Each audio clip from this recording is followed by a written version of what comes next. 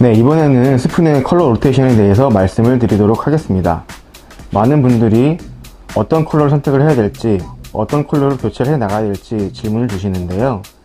제 경우에는 화려한 어필 컬러로 시작을 해서 내추럴 컬러로 마무리하는 그런 방법을 사용하고 있습니다. 그러면은 스푼을 예를 들어가면서 보여드리도록 하겠습니다. 네, 제 경우에는 총 4가지 정도의 기준으로 컬러 로테이션을 하고 있습니다. 첫 번째는 화려한 어필 컬러와 메탈 컬러를 사용을 합니다. 그리고 두 번째는 화려한 어필 컬러가 앞뒷면 동일한 것으로 사용을 합니다. 그리고 세 번째는 화려한 어필 컬러가 앞면, 뒷면은 무난한 내추럴 계열, 그리고 마지막으로는 내추럴 계열의 컬러를 선택을 해서 로테이션을 마무리합니다. 네, 첫 번째로는 어필 컬러와 메탈 컬러가 있는 스푼을 보여드리도록 하겠습니다. 여기를 보시면은요, 앞면은 화려한 어필 컬러, 그리고 뒷면은 빛나는 메탈 컬러입니다. 이런 스푼들은 물속에서 눈에 잘 띄고요, 이에 따라서 활성도가 좋은 개체들이 먼저 반응을 보이게 되어 있습니다. 그래서 먼저 이것을 사용을 해서 어떤 컬러에 반응을 하는지 확인을 합니다. 네, 두 번째 컬러 로테이션은 앞뒷면 모두 같은 어필 컬러로 사용하는 것입니다. 보시면은 앞면도 어필 컬러, 뒷면도 같은 컬러입니다. 첫 번째 로테이션을 사용했던 어필 컬러와 메탈 컬러의 조합은 메탈 컬러의 반짝임 때문에 간파가 쉽습니다. 그래서 제 경우에는 메탈 컬러를 배제를 하고 앞에서 반응을 보였던 솔리드 컬러만 확인을 해서 로테이션을 찾아갑니다. 네, 세 번째 로테이션입니다. 화려한 어필 컬러와 자연스러운 내추럴 컬러를 섞어주는 방식입니다. 이 스푼을 보시면 앞면은 화려하지만 뒷면은 겨자색으로 자연스러운 컬러입니다. 어필 컬러만으로 사용을 하면은 성우들이 쉽게 학습을 합니다. 그리고 그 컬러에 대한 반응이 더 더뎌지게 되고요. 그렇기 때문에 자연스러운 내추럴 컬러를 섞어줌으로써 입질 유도를 하게 됩니다. 네, 마지막 로테이션은 내추럴 컬러의 사용입니다. 앞서 어필 컬러들은 쉽게 학습이 되기 때문에 모두 배제를 하고요, 반응이 있었던 내추럴 컬러를 선택을 해서 그 톤을 넓혀갑니다. 여기 보시면은 앞면도 내추럴한 컬러이고 뒷면도 내추럴 컬러로 사용을 해서 자연스럽게 송어의 입질을 유도해냅니다. 네, 제가 쓰는 장비에 대해 소개해드리도록 하겠습니다. 먼저 낚싯대입니다. 낚싯대는 피닉스사의 일릭서 6피트 울트라라이트 2피스 모델을 사용을 하고 있습니다. 이 모델의 가장 큰 특징은 단단한 허리와 부드러운 팁입니다. 지금 보시는 바와 같이 부드러운 팁을 가지고 있기 때문에 어떠한 루어에도 어울립니다. 특히 제 경우에는 바텀용 하드베이트와 스푼에 사용하고 있습니다. 그리고 릴은 2000번 지금 사용하고 있고요, 라인의 경우에는 원줄은 카본 1.5파운드, 쇼크 리더는 2파운드 사용하고 있습니다.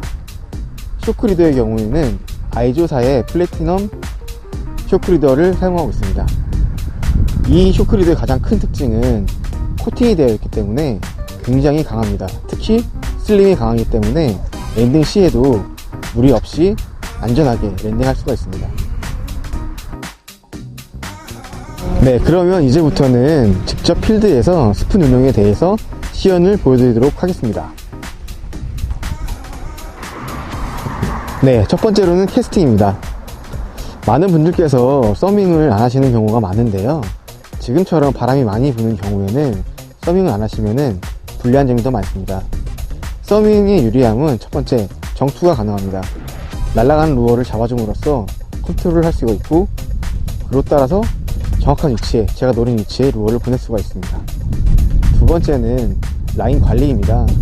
지금처럼 바람이 많이 부는 경우에는 라인이 날리게 되는데요, 이럴 경우에 라인 컨트롤을 못할 경우에는 루어의 풀링 시에 풀링 바이트나 이제 리트리브 중간에도 궤적이 달라지기 때문에 항상 일자로 정렬을 해주셔야 됩니다. 예, 직접 캐스팅을 하면서 어떻게 서밍을 하는지, 서밍 효과가 어떻게 되는지 보여드리도록 하겠습니다.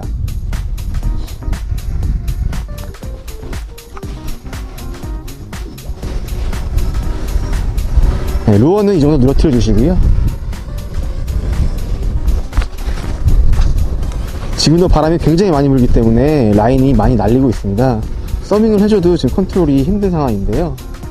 이럴 때일수록 더 서밍에 신경을 써주셔서 정확한 입질을 받을 수 있도록 해주셔야 됩니다. 다시 한번 해보겠습니다.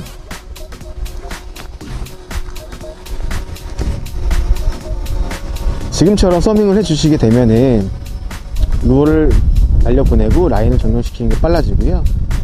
이렇게 일자로 정렬된 상태에서는 루어 가라앉는 동안의 풀링 바이트도 쉽게 알 수가 있습니다. 이번에는 스푼 운영 방법 중에서 단순 리트리브에 대해서 말씀을 드리겠습니다. 첫 번째 포인트가 사용하시는 스푼이 어떤 속도에 가장 최적화가 되어 있는지 확인을 하시는 게 중요한데요. 이거는 정해진 답은 없습니다. 본인이 직접 테스트를 해보셔야 되는데요. 일단은 발 앞에 루어를 던져 놓으시고, 튕겨 나오네요. 자, 발 앞에서 루어를 던지시고, 어느 정도의 속도로 움직일 때 최저의 속도가 되는지, 어느 정도의 속도로 움직일 때 가장 최고 속도가 되는지를 파악을 해주시면 됩니다.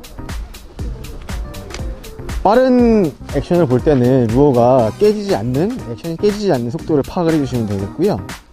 최저의 속도는 액션이 나올 정도의 속도, 그것을 파악하신 다음에 그 범주 안에서 그날의 활성도에 따라 운영을 해주시면 되겠습니다. 지금 이 스푼 같은 경우에는 확인을 해보니까요, 한 이 정도 릴링, 한 2초에 한 바퀴 정도가 맞는 것 같습니다. 이번에는 스푼 운영술 중에서 리액션 기법에 대해서 말씀드리도록 하겠습니다. 리액션 기법이란 일정한 움직임 속에 다른 액션을 추가해주는 걸 말을 하는데요. 리액션 중에서는 로드를 이용한 트위칭 기법이 있고, 멈추어서 가라앉히는 것, 그리고 마지막으로 릴 속도를 높여서 액션을 주는 그런 방법들이 있습니다. 제 개인적으로는 리트리브 속도를 올리는 리액션과 로드 팁을 이용한 리액션을 애용하고 있습니다. 직접 보여드리도록 하겠습니다. 네, 이제 실제로 보여드리도록 하겠습니다. 캐스팅을 하시고요,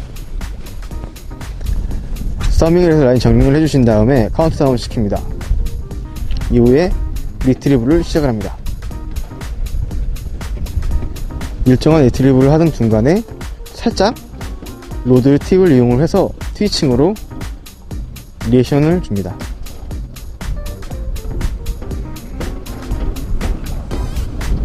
이게 트위칭을 이용한 리액션 기법이고요. 그 다음으로는 폴링이 있습니다. 리트리브 중에 잠시 릴링을 멈춰주면은 루어가 가라앉게 되는데요. 이렇게 가라앉는 모습을 보여주면서 따라오던 성우가 쉽게 바이트 할 수 있게 리액션을 주는 겁니다. 그리고 마지막으로는 릴링 속도를 높이는 방법이 있습니다. 테스팅을 하시고 운영을 하시다가 이렇게 한순간 릴링 스피드를 올려줍니다.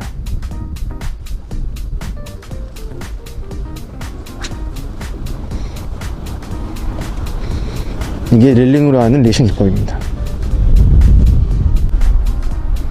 네, 이번에는 입질 파악법에 대해서 설명해 보도록 하겠습니다. 낚시를 하시다 보면은 강력한 입질을 대부분 받으실 텐데요. 아주 예외적인 경우로 입질이 손에 전해지지 않는 경우가 있습니다. 그 경우는 성우가 루어를 물고 제 쪽으로 달려 나올 때는 느낌이 없는데요. 그때는 라인이 처지기 때문에 라인의 움직임으로 파악을 하시면 되겠습니다. 이외에도 각 활성도에 따라서 입질 형태가 다양하기 때문에 라인의 움직임을 보시고 뭔가 미심쩍다면 챔질을 해보시는 것도 좋은 방법이 되겠습니다. 지금 어필 컬러는 반응이 없어서 내추럴 컬러로 컬러 교체를 했습니다.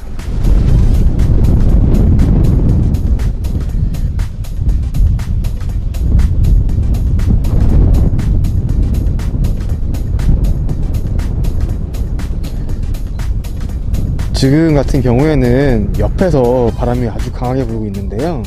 이럴 경우에는 슬랙 라인이 본인이 의도한 것보다 많이 늘어지게 됩니다. 간단한 팁을 드리자면은 바람이 가는 방향으로 배끝을 돌려주시면 슬랙이 조금은 적고 파악을 할 수 있게 정렬이 됩니다.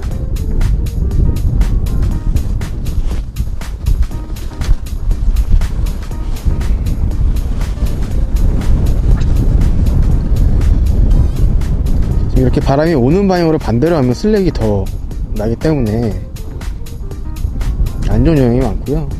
저의 경우에는 이렇게 가는 방향으로 로드 팁을 보내서 슬랙을 최소화할 수 있도록 하고 있습니다.